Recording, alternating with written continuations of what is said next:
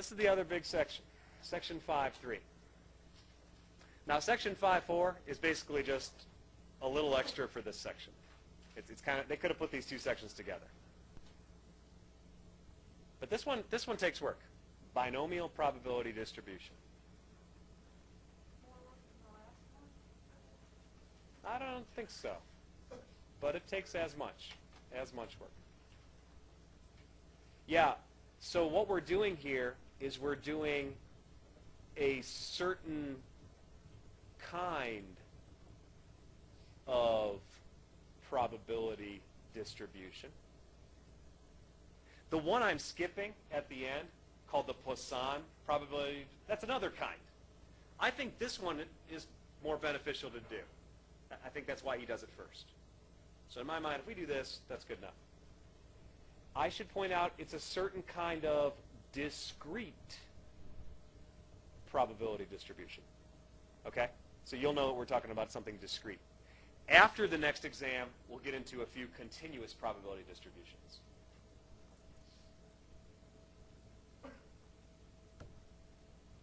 Now,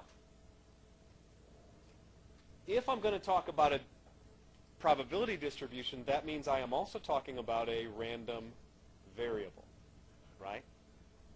Remember, we've been saying x is a number of something. Here, the binomial random variable is used for counting a number of, and I put this in quote, successes. What do I mean by successes? Well, I don't know.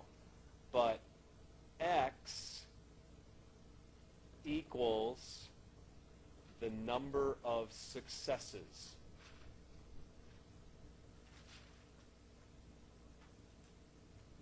in n tries. So you have to understand something here. We're going to try something over and over again. We're repeating an experiment, if you want. Okay? And you'll see in the examples I pick out that this is very easy to come up with examples where we do this. We do something over and over again. We want to talk about how many successes we have. And here's what we know. We know if we're going to use this binomial random variable, we have to know the probability of success for one trial. And we're going to label that little p. Little p is the probability of success. Bless you. Okay. So here's an example. I found this problem and I liked it, so I brought it. I don't know how many of you have ever played this game. You guys know this game? How many have heard of Scrabble? How many have played Scrabble? All right. So a word game. I didn't know this, actually. I didn't know how many vowels and consonants there were in a Scrabble set. But there they are, 54 consonants, 44 vowels. Trivia, which one's worth the most? Q? Yeah, because Q's hardest to use. I think X also. All right. Anyways, when you play the game of Scrabble, here's how it works. There's a whole bunch of letters face down. You pick 7, and then you try and make a word. Okay? If you have no vowels, guess what? You can't make a word, right? You have to pass. So here's the question, I guess. What's the probability that that happens? Ooh. Good question. Well, while you're writing and thinking, I'm going to pause and we'll come back. We'll come back to the Scrabble problem if time. Let's start with this one. This is classic.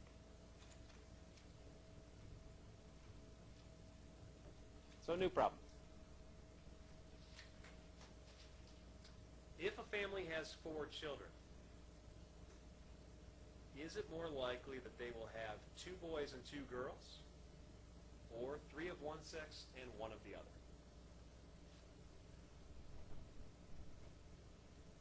Yeah, we'll start with this one. I'll give you, again, a minute to talk to someone about what they think the answer to this might be. Which one's more likely?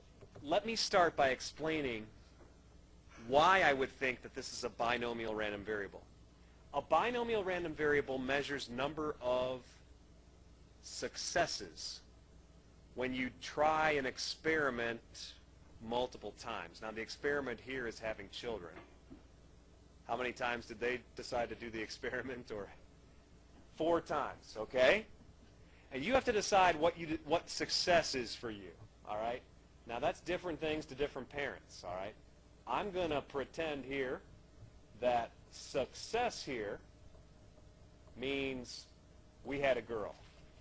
Because I know families like this. The reason they have 4 kids is because they had a boy, they had another boy, and they're like, we want a girl. Okay? Now you could decide that boy is success. Whatever you decide. Again, that's an arbitrary word. Okay? Of course, if success equals girl, then you could argue that what is boy? Failure. All right. Well, for the purposes of this experiment, this analysis, that's what we're going to say. You could do it the other way if you want, if you're really offended. All right. Now, my random variable then, x, is the number of successes,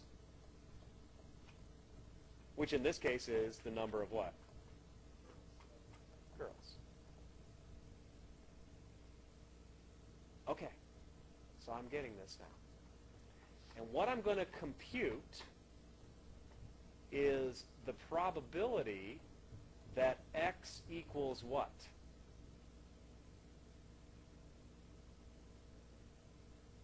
Yeah, well, x is the number of girls. How many girls am I going to compute? Well, I guess it says, is it more likely that they will have 2 boys and 2 girls? So that would be x equal what? 2. Versus the probability that x equals what? Let's find, some of you said 1, and some of you said 3. And it's interesting because you're right. Both of those are involved, right?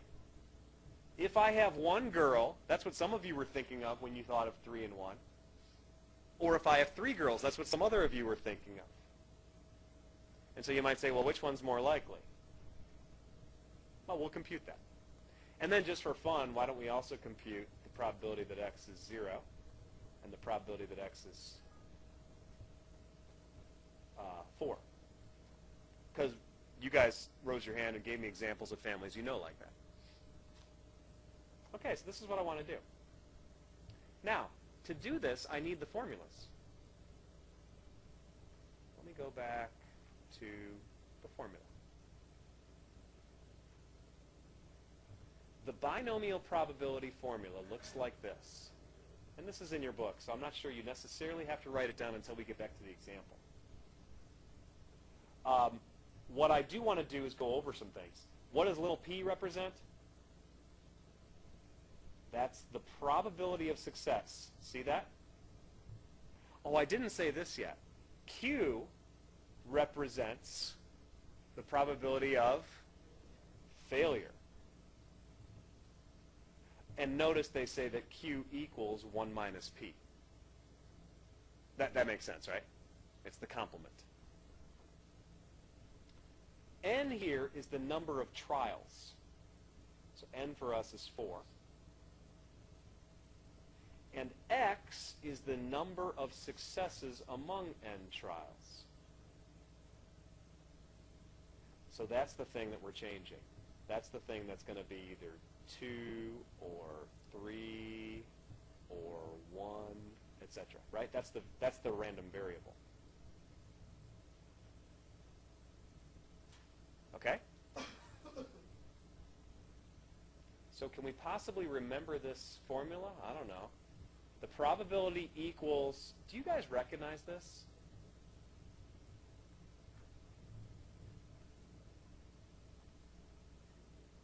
Yeah? No? What? This is N choose what? Yeah, in this case, I replaced the R with X. See that? N choose X. That's the choosing formula. You wondered why I covered that. That's the choosing formula, isn't it? times p to the x power times q to the n minus x power. Okay, that's not so bad anymore. It's n choose x, p to the x times q to the n minus x. Let me show you how this works. Let's go back to the example. We're going to do the probability that x is 2. Now, according to the formula, let me write the formula up here so you could see it again. Okay, so the probability that x equals, I'll use r. How about that? Then it'll really look familiar. Now it's going to be n choose what? R times p to the what power? R, because that's what x was, times q to the n minus r. I like that formula. If I were writing the book, that's probably how I would write it. So I'm going to try and do that now when we compute the probability that x is 2. So let's see. We need to do n. What's n for us? 4. N is 4. Because n is 4 trials. So we're going to do 4 choose 2 times, what's the probability of success for having a girl? I guess it's a half, right? I didn't actually say that. Let's assume that it's 50-50. Okay. So we'll say it's 1/2, which is p, to the r power. What's r for us? 2. Now, how do you get q? Q is the probability of failure. Well, what's the probability of failure? 1/2, because it's 1 minus that 1/2. And here it's going to be to the 4 minus 2 power. All right, I have to simplify this. Yeah. 4 is the possible one you can have. Yeah, it's the number of trials. And then 2 is the 2 possible you're looking for. 2 is the number of successes. Girls in this case, yes. That's right. Yeah, that's a good question. They really have to give that to you. Little p is the probability of success. Well, we're saying that the probability is 1/2. Well, a girl or a boy, equally likely. We're saying they're equally likely. Is that scientifically proven? I'm not sure about that, but it's pretty close. You could change that if you want to get a different value. All right. Now let's see. So q then is 1 minus 1/2, which is also 1/2. All right, so I'm ready to punch this into the calculator. Now if you type in 4 choose 2, you get 6. I'll just tell you that. 1/2 squared is 1/4. And then here I'm also doing 1/2 squared. That's 1/4. And so it turns out that the probability that x equals 2 is 6 out of 16, which is 3 out of 8. Okay? Which is 0.375. Okay. So now we're ready to try these other ones. Maybe I'll let you guys do that. Yeah, so if you work this out right, what'd you get for 4 choose 3? There's 4 ways of choosing 3 out of 4, because it's kind of like you're leaving one out. And then 1/2 to the 3rd power, I guess, is 1/8. And then you have another 1/2. So you get 4 out of 16, which is 1/4, which is 0.25, right? So 25% of the time, you're going to have 3 girls. But it's also true that if you compute this probability, what's that? 4 choose 1 times 1/2 to the what power? 1. And then times 1/2 to the, well, 4 minus 1 power, right? What's 4 choose 1? 4 times 1/2 times 1/8, you're also going to get 4/16. So you're also going to get 0.25 here. So if I add these possibilities together, what do I get? 0.25 plus 0.25 is 0.5. So which one's more likely? 2 boys, 2 girls, or 3 of one sex and 1 of the other? I guess 3 of one sex and 1 of the other is more likely if you understand why. Because a quarter of the time you're going to get 3 girls, a quarter of the time you're going to get 3 boys. What's the most likely thing to happen? I guess getting 2 and 2.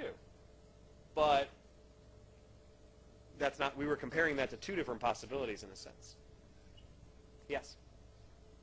Just reiterate, you don't have the half. Yeah. How do we get those? Those were given. I just told you that the probability of success of having a girl is 50%, and the probability of having a boy is 50%. It does make sense. I don't know for a fact that it's 50-50, but I do know it's close. You were assuming that. So you're saying that it is more likely we have 2 and 2 because you don't really add those, you take them. I'm saying it depends on how, the way the question is worded, it seems like we have to add these 2. So I'm saying that this is more likely. Because it says 3 and 1. It doesn't say 3 boys and 1 girl or 3, you know what I mean? Yeah. It says 3 and 1. So I guess that that's the answer.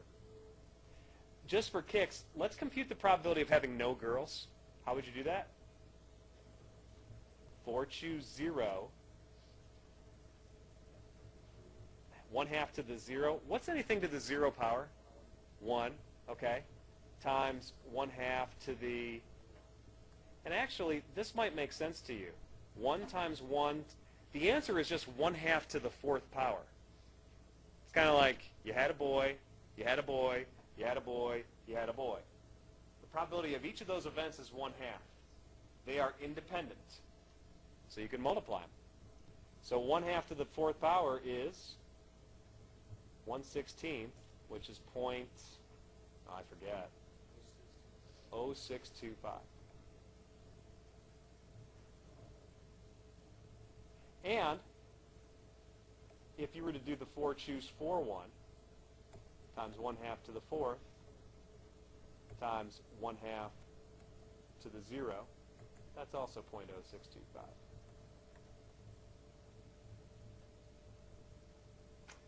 This one worked out nice and symmetric. The reason it worked out so nice and symmetric is because P and Q here are both 1/2. It's not like that in every problem.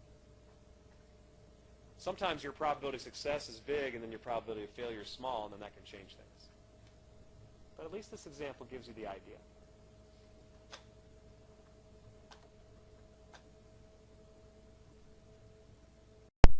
When you have this formula, try and review what's happening here. X here is the number of what? Successes. In how many tries?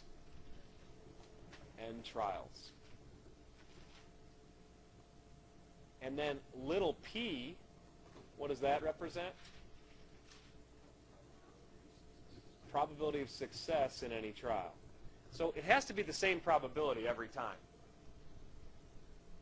Like suppose you're playing a game where you roll a die and you win if you roll a 6. What's your probability of success every time? 1 out of 6. Now Q, what would that be every time? And what's the probability of failure every time in that example? 5 out of 6, right? Because you could always, matter of fact, some books, instead of writing Q, you know what they write here? They'll write 1 minus P to N minus X. That's Q. So Q, which equals 1 minus P, that's the probability of failure. And again, success and failure, that's a relative term. I mean, you have to decide what you're going to call success and what you're going to call failure. So let me do a few homework problems from this section using that formula with you. Okay? I'll do number 14. Like you said, it's worse. So number 14 from this section. Use the multiplication rule to find the probability that the first 2 guesses are wrong and the last 4 guesses are correct. That is, find probability of W, W, C, C, C, C. What's the probability of that happening? Well, okay, this is a multiple choice test with 4 answers per question, right? So let me go through this. What's the probability of being correct on the first answer? Only 1 out of 4. We'll call that little p, because that'd be a success if you were correct. Is that okay? All right. What's the probability of a failure, of being wrong? 3 out of 4, and so I'm going to call that what? Little q. Now in part A, they're not doing anything new yet.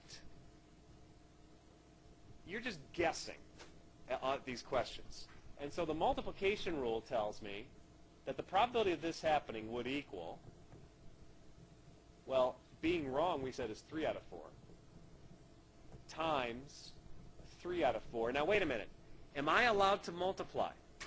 I'm allowed to multiply if these two are what are called independent events. Now, for a monkey, they're independent because we're just guessing, right? That he just randomly hits one, you take that answer.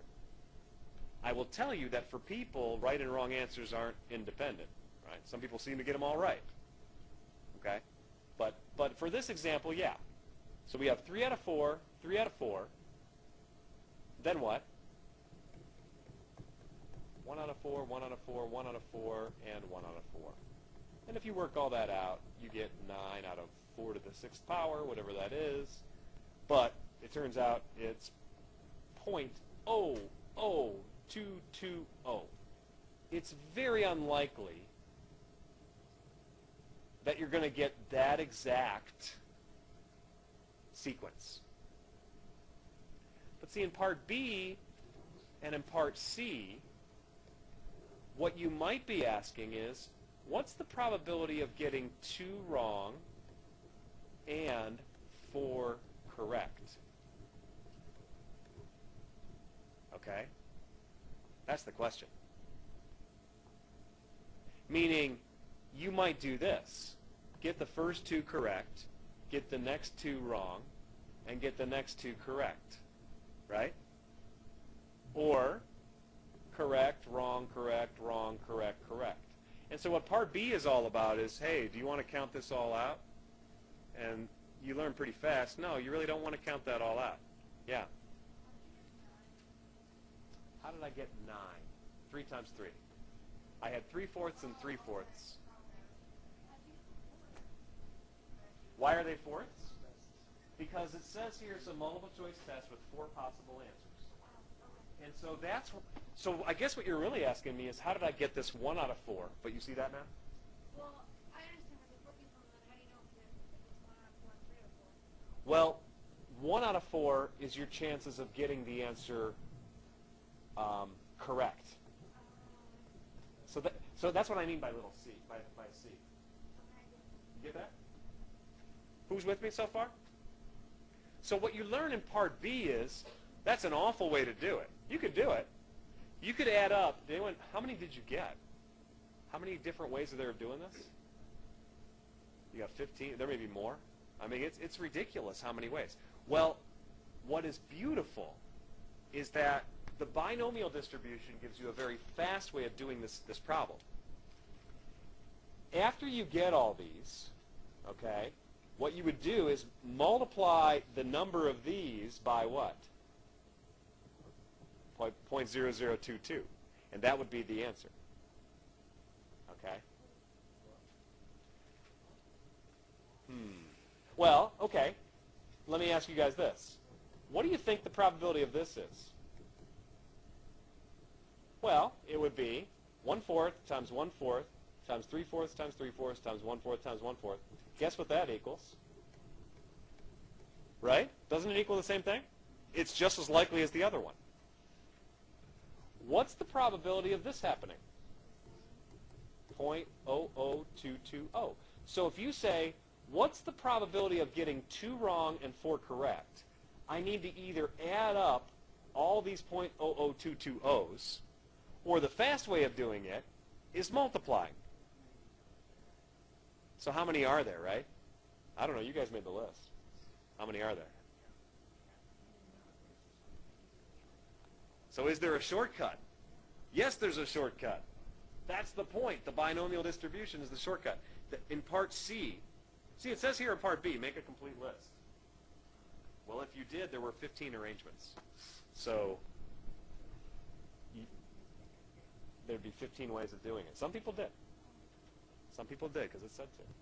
Okay, so now what you do is you say, okay, how do I compute this? Well, what I do is I use my formula. Let me write it down in black again. The probability, and I like to write it this way, of x equaling r equals n choose r times p to the r times q to the what? N minus r. I know that they have the actual expression written now, but just remember that that's n choose r. Okay? Now, we want the probability, oh, what's x here? Well, I guess you could do it either way. What do you want success to be? Correct answers? So how many correct answers do we want? So here, I'm going to say x is the number of correct answers. In how many tries? So n is what? How many in 6 tries? What is little p?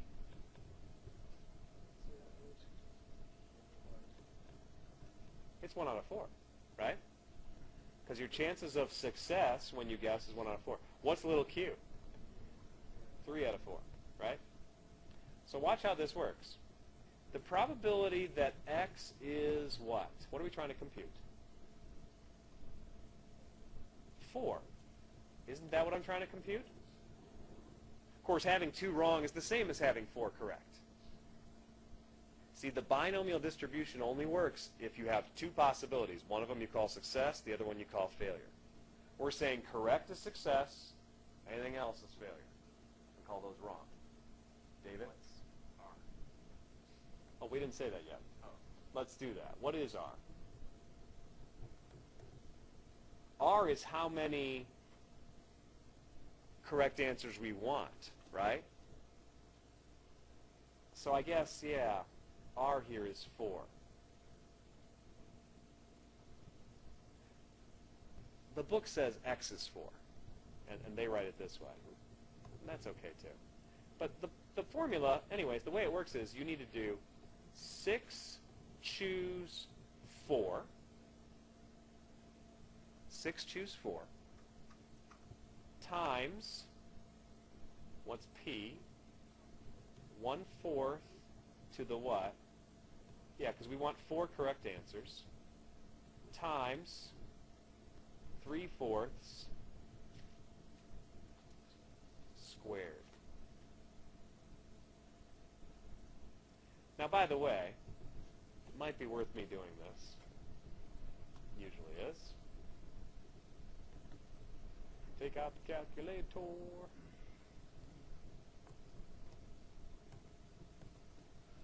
Okay, here's my calculator. I'm ready to go. So I'm not going to do the 6 choose 4 yet. I'll do that pretty soon. I'm going to do the rest of it. So I'm going to do 1/4. How do I write that as a decimal? 0.25 caret, what power? 4, right? 1/4 is to the 4th power. Times 3/4. What am I going to write? 0.75 caret 2. See if you recognize this number.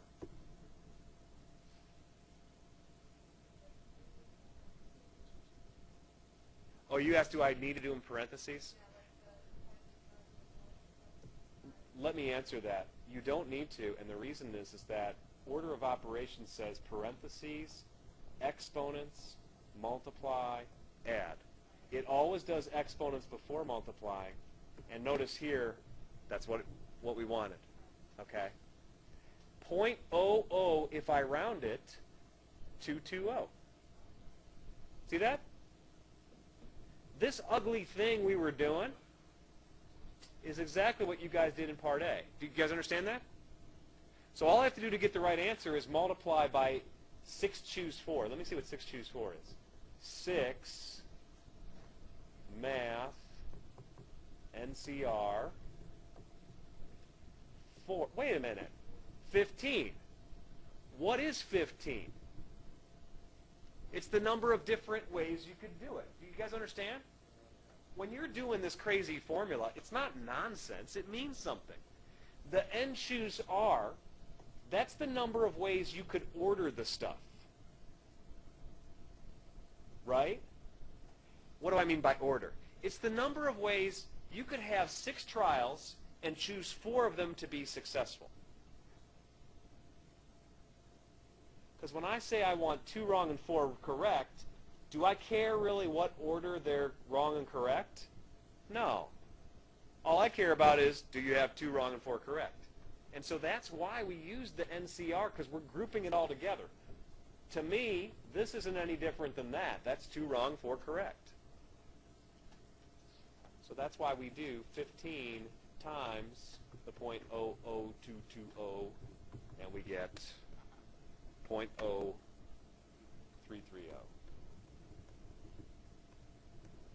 Okay?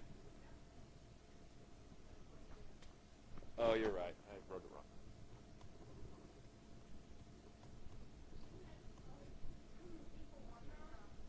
I'm trying.